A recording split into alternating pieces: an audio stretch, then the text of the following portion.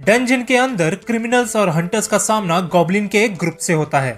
सुंगजिन को लड़ते हुए देखकर मिस्टर सॉन्ग उसे कहता है कि सुंगजिन बेटा, तुम तो पहले से भी ज्यादा ताकतवर हो चुके हो और तुम्हारे पास इतना अच्छा डैगर कहाँ से आया? मिस्टर सॉन्ग सही कह रहे हैं। देखा जाए तो आज तुम्हें चोट भी नहीं लगी।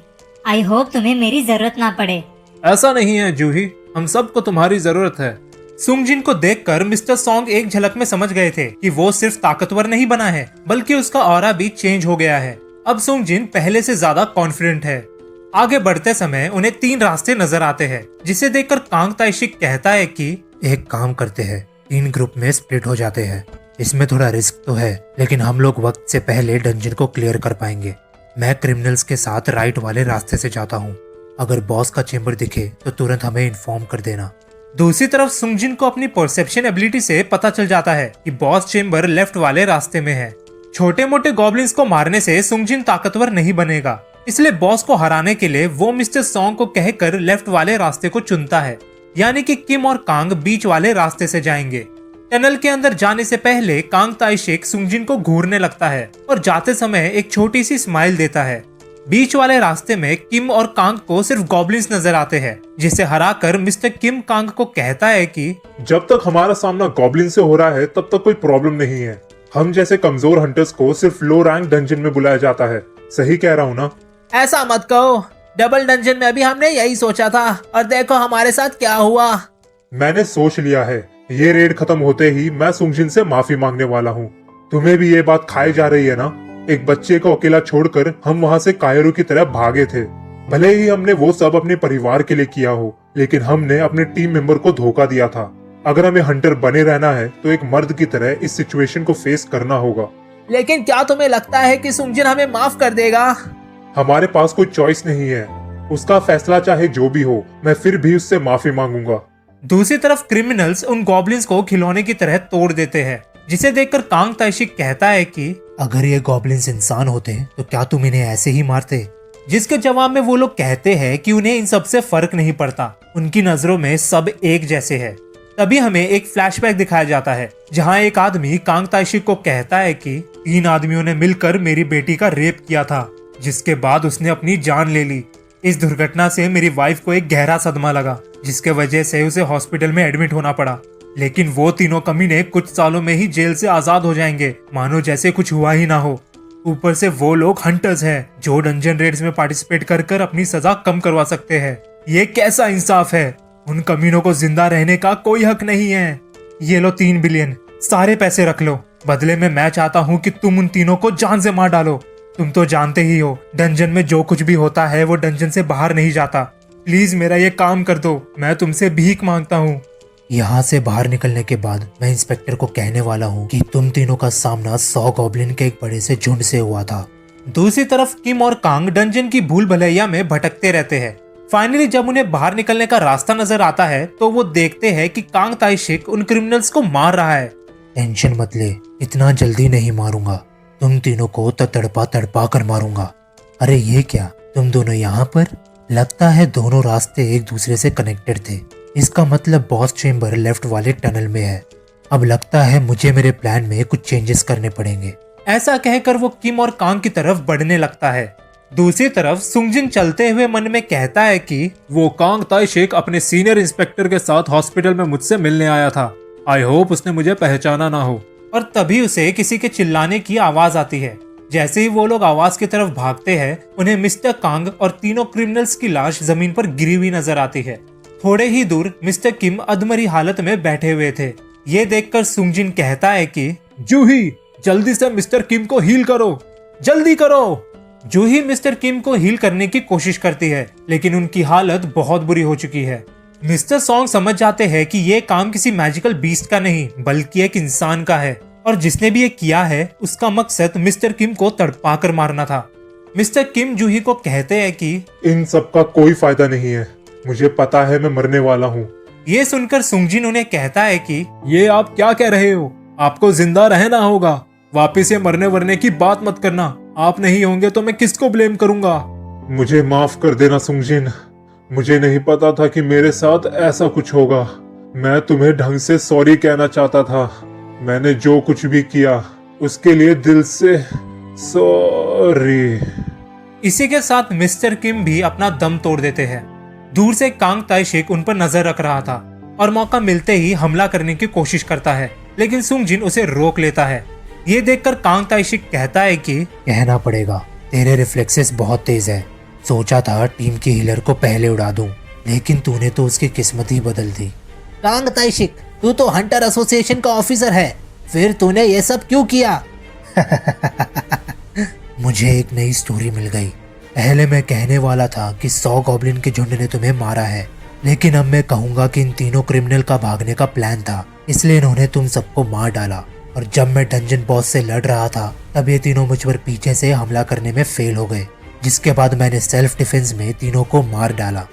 क्या कहते हो, है ना एकदम परफेक्ट स्टोरी? सुंगजिन उससे लड़ने के लिए आगे बढ़ता है, लेकिन मिस्टर सॉन्ग उसे रोक लेते हैं और कहते हैं कि तुम इसे नहीं हरा पाओगे। एक काम करता हूँ, मैं जाता हूँ। मिस्टर सॉन्ग जूही के मैजिकल स्पेल की मदद से अपनी फिजिकल स्ट्रेंथ बढ़ा लेते हैं। कांग ताइशिक एक असैसिन टाइप का हंटर है जिनका डिफेंस बहुत वीक होता है और मिस्टर सॉन्ग इसी चीज का फायदा उठाना चाहते हैं। ये देखकर कांग ताइशिक कहता है कि बुड्ढे, तेरे पास मैजिकल पावर्स है, ना कि फिजिकल स्ट्रेंथ। तलवार पकड़कर तू मेरा क्या ही उखाड़ लेगा। कांग ताइशिक उन पर हमला करता है, लेकिन मिस्टर सॉन्ग उसके हमले को रोक लेते हैं और काउंटर अटैक कर उसे मारने की कोशिश करते हैं। मिस्टर सॉन्ग हमला करने में तेज तो है, लेकिन इतने नहीं। जूही मिस्टर सॉन्ग की चोट को हील कर देती है, जिसे देखकर कांग ताइशिक कहता है कि ये बेवकूफ हीलर मेरे रास्ते में आ रही है, पहले इसे मारता हूँ। लेकिन मिस्टर सॉन्ग पीछे से उस पर हमला करने की कोशिश करते हैं। अपने दुश्मनों को कभी पीठ नहीं दिखानी चाहिए। तू मुझे बहुत हल्के में ले रहा है। मैंने बहुत सारे एस रैंक हंटर्स को ट्रेन किया है। तलवारबाजी में तू मुझे कभी नहीं हरा सकता। तू शायद सही कह रहा है, लेकिन फिजिकल पावर्स की एक लिमिट होती है। तू एक असैसिन जितना तेज नहीं हो सकता। मिस्टर सॉन्ग को बहुत ज्यादा चोट लग जाती है और जूही उन्हें हील करने की कोशिश करती है, लेकिन उसकी सारी पावर्स खत्म हो जाती है। अब तो तेरी हीलर भी किसी काम की नहीं। Game over. लेकिन तभी मिस्टर सॉन्ग अपनी मैजिकल पावर्स का इस्तेमाल कर उसे जलाने की कोशिश करते हैं, लेकिन फेल हो जाते हैं। जैसे ही कांग ताइशिक उन पर हमला करने ही वाला होता है, सुंगजिन बीच में आकर उन्हें बचा लेता है। तू फिर से बीच में आ गया, तू आखिरकार है कौन? मैं हूँ सुंगजिन वू, एक E rank Hunter. E rank Hunter? क्या मैं तुझे बेवकूफ लगता हूँ? एक बार को तो मैं मान भी लूँ कि पावर टाइप वाला ई रैंक हंटर मेरे इस अटैक को रोक सकता है, लेकिन दो बार मेरे अटैक को रोकना, ऐसा रिएक्शन टाइम होना इम्पॉसिबल है। सच बता, तू अपनी स्किल को छिपा रहा था ना? देखकर तो लगता है कि ये लोग तुझे अच्छे से जानते हैं, यानी कि तू फॉल्स रैंकर तो नहीं है, क्योंकि वो किसी विटनेस को जिंदा नहीं छोड़ते। यानी कि सिर्फ एक ही चीज हो सकती है, सेकेंड अवेकनिंग। ये सुनकर मिस्टर सॉन्ग और जूही हैरान हो जाते हैं। फिर तो ये डबल डंजन के बाद हुआ है। Double dungeon? एक मिनट, क्या ये वही कमजोर ई रैंक हंटर है? लेकिन इसके दिखने का और चलने का ढंग तो पूरी तरह से बदल चुका है। ऊपर से माना मीटर में तो इसकी रीडिंग 10 दिखा रहे थे, यानी कि इसकी सेकेंड अवेकनिंग उसके बाद हुई है। फिर इसने डबल डंजन सरवाइव कैसे किया? खैर कुछ भी हो, मैं देखकर बता सकता हूँ कि तुझे हंटिंग का ज्यादा एक्सपीरियंस नहीं है। चल तुझे आज दिखाता हूँ कि हंटर शिकार कैसे करते हैं। तूने ये सब क्यों किया? तेरा मतलब इन क्रिमिनल्स को मारना? इन कमीनों ने एक लड़की का रेप किया था। उस लड़की के पापा ने इन्हें जान से मारने के लिए मुझे पैसे दिए थे। इसे इंसाफ दिलाना कहते हैं। मैं मिस्टर किम और कांग की बात कर रहा था। उन दोनों को क्यों मारा? क्या ये उनका मुंह बंद करने के लिए था? क्योंकि तू उन्हें बिना तड़पाए भी कर सकता था। मुझे नहीं लगता कि ये लड़की के पापा के कहने पर था। तेरा इरादा कुछ और ही है। ये सुनते ही कांग ताइशिक एक इविल स्माइल देता है और तभी हमें फ्लैशबैक दिखाया जाता है, जहां कांग ताइशिक उस आदमी को कहता है कि मैं तुम्हारा काम करने के लिए तैयार हूँ, लेकिन तुम्हें एक गलत फहमी हुई है।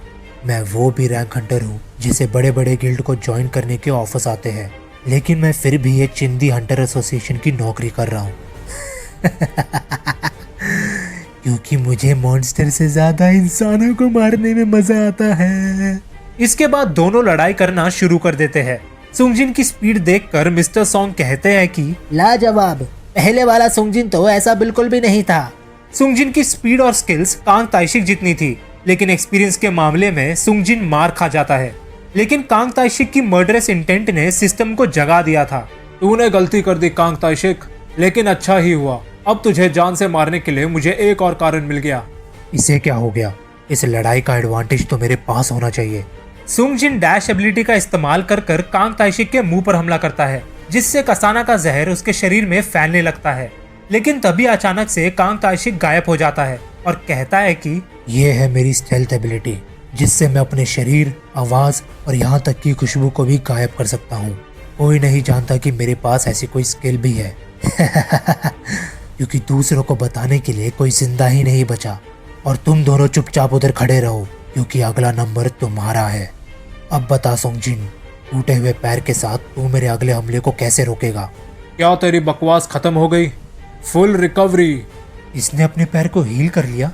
मैंने एक भी कॉम्बैट हंटर के बारे में नहीं सुना जो हीलिंग मैजिक भी जानता हो।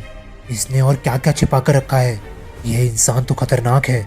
सुंगजिन के चेहरे को देखकर कांग ताइशिक समझ जाता है कि उसने भी बहुत से इंसानों को जान से मारा है। लेकिन डंजन एक ऐसी जगह है जहां कानून वगैरह काम नहीं करता। जो सबसे ज्यादा ताकतवर होता है सिर्फ वही जिंदा बच पाता है। स्टेल्थ एबिलिटी के बाद भी सुंगजिन उसके सभी हमलों को आराम से रोक लेता है और जवाब में अपनी मर्डरस इंटेंट को एक्टिवेट कर कर कांग ताइशिक को अपने डोमेन में ले लेता है, यानी कि उसका गेम ओवर। मरने से पहले कांग ताइशिक सुंगजिन को कहता है कि कुदरत के कानून के हिसाब से मैं कमजोर हूँ, इसलिए मैं मारा जाऊंगा। लेकिन तू चीज क्या है? तेरे पास physical strength, speed, healing, poison ability सब कुछ है। मैंने ऐसा कुछ कभी नहीं देखा। इस जवाब की तो मुझे भी तलाश है। ऐसा समझ लो कि मैं वो हंटर हूँ जो वक्त के साथ ताकतवर बनता रहता है। मेरे मरने के बाद तेरा ये ई रैंक का नाटक खत्म हो जाएगा। अगर जो तू बोल रहा है वो सच है तो तेरा सामना बहुत खतरनाक चीजों से होने वाला है। मेरी बात याद रखना, अगर तुम अनंत काल को घूरोगे तो वो भी तुझे वापस जरूर घूरेगा। इसी के साथ सुंगजिन का अर्जेंट क्वेस्ट कंप्लीट हो जाता है, जिसके बाद उसे मिलता है 5 एबिलिटी पॉइंट्स और एक स्टेल्थ स्टोन। कांग ताइशिक को हराने के बाद मिस्टर सॉन्ग सुंगजिन को कहते हैं कि हमारी जान बचाने के लिए तुम्हारा शुक्रिया सुंगजिन। कोई बात नहीं, अब आप दोनों डंजन से बाहर चले जाओ, बाकी सब मैं संभालता हूँ। डंजन रेड कंप्लीट होने के बाद जिनचुल को कांग ताइशिक की असलियत के बारे में पता चलता है और वो डंजन सर्वाइवर से मिलने आता है, जहाँ उसकी मुलाकात सुंगजिन से होती है और वो उसे कहता है कि क्या तुम वही ई रैंक हंटर सुंगजिन हो? यकीन नहीं होता कि तुम कुछ महीनों में ही इतने बदल गए। खैर ये सब छोड़ो, सीधा पॉइंट पर आते हैं। तुम तीनों में से कौन है जिसने कांग ताइशिक को हराया? ये सुनकर सुंगजिन को लगने लगता है कि अब उसके पास सच्चाई बताने के अलावा और कोई रास्ता नहीं है। लेकिन तभी मिस्टर सॉन्ग कहते हैं कि मैं हूँ जिसने कांग ताइशिक को जान से मारा था। लेकिन आप तो एक सी रैंक हंटर हो, आपने एक बी रैंक हंटर को कैसे हराया? जूही ने इसमें मेरी मदद की थी। ये एक हीलर है। ये सुनकर जिनचुल मन में कहता है कि कांग ताइशिक बी रैंक हंटर में भी सबसे ज्यादा ताकतवर था। एक सी रैंक हंटर का उसे हराना सवाल ही नहीं उठता। ये लोग कुछ तो छिपा रहे हैं। मैं आपकी बात समझ गया। मुझे इस घटना की रिपोर्ट लिखनी है, तो आपको मेरे साथ चलना होगा। सुंगजिन अपनी परसेप्शन एबिलिटी से समझ जाता है कि जिनचुल एक ए रैंक हंटर है। अभी उससे पंगा लेना यानी कि मौत को गले लगाना होगा। जाने से पहले मिस्टर सॉन्ग सुंगजिन को कहते हैं कि मुझे यकीन है कि तुम्हारे पास कोई अच्छा कारण होगा अपनी इस ताकत को छिपाए रखने का। तुम्हें बताने की जरूरत नहीं है। हमारी जान बचाने के बदले ये एक छोटी सी हेल्प है। 3 घंटे बाद जिस आदमी ने कांग ताइशिक को पैसे दिए थे अपने आप को पुलिस के हवाले कर देता है, जिससे ये बात साबित हो जाती है कि इन्होंने जो कुछ भी किया वो एक सेल्फ डिफेंस था। और इसी के साथ ये एपिसोड इधर ही खत्म हो जाता है।